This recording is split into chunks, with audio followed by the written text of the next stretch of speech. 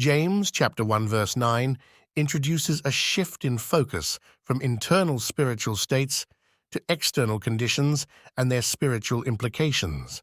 Let the lowly brother glory in his exaltation.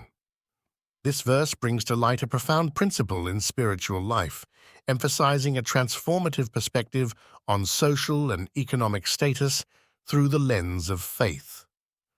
The term lowly in this context refers to someone of humble or poor socio-economic status. It paints a picture of individuals who, in the worldly view, possess little in terms of material wealth or social standing. The instruction for the lowly to glory in his exaltation may seem paradoxical from a secular perspective. However, within the framework of faith, it holds a deep and significant meaning. Glory, in this context, is a call for rejoicing or taking pride, not in worldly achievements or status, but in the spiritual exaltation granted by God. This exaltation refers to the elevated status that all believers have as children of God, heirs to the kingdom, and recipients of God's promises. Despite their lowly status in the eyes of the world, in the eyes of God, they are of immense value and hold a position of honor.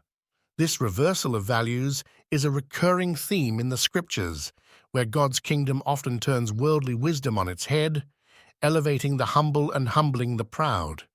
This perspective serves as a profound encouragement to those who find themselves marginalized or impoverished.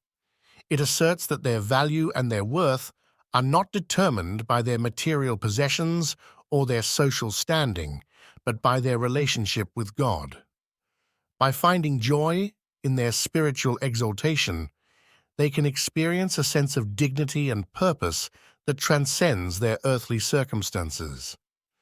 This joy does not deny the reality of their hardship, but places those hardships in a larger, eternal context where God's justice and mercy prevail. Furthermore, the call to glory in exaltation challenges all believers to rethink their own views on wealth and poverty. It encourages a community where social distinctions based on wealth are seen as irrelevant to one's inherent worth or spiritual state. This can lead to a more compassionate and supportive community that values individuals based on their character and their faith rather than their economic contribution or social status. For the lowly, this instruction also instills a sense of hope and a forward-looking anticipation. The promise of God's kingdom offers not only a future correction of worldly injustices, but also a present empowerment to live with dignity and purpose. It reinforces the message that their current state is not a permanent reflection of their worth, but a temporary situation that pales in comparison to the eternal glory that awaits them. In practical terms, glorying in exaltation can manifest as a robust faith and vibrant community life among those with less. Churches and faith communities are often seen providing a network of support, affirming each member's value and fostering an environment where spiritual gifts are recognized and celebrated regardless of socioeconomic status. This practice strengthens the faith of individuals and the community as a whole, promoting a culture of mutual respect, support, and genuine love. Additionally, this teaching has the potential to inspire a greater level of generosity and practical support among those who are better off. Recognizing the spiritual principle that exalts the lowly can motivate wealthier believers to use their resources to help balance the inequalities present in their communities.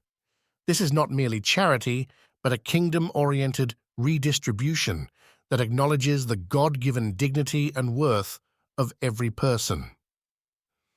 James chapter 1 verse 9 is not just an instruction for the poor, but a call to all believers to embrace a kingdom perspective on social and economic status.